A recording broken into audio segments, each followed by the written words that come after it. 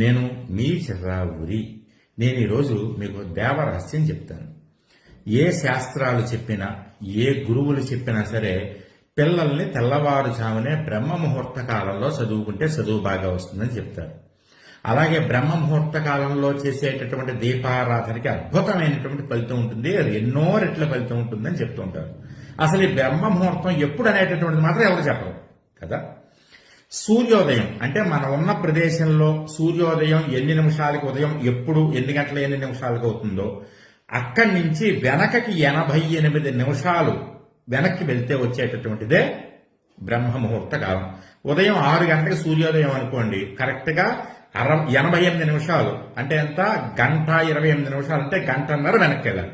అది తెలుసుకుని చేసుకోండి, అద్భుతమైనటువంటి ఫలితాలు ఉంటాయి. జయం.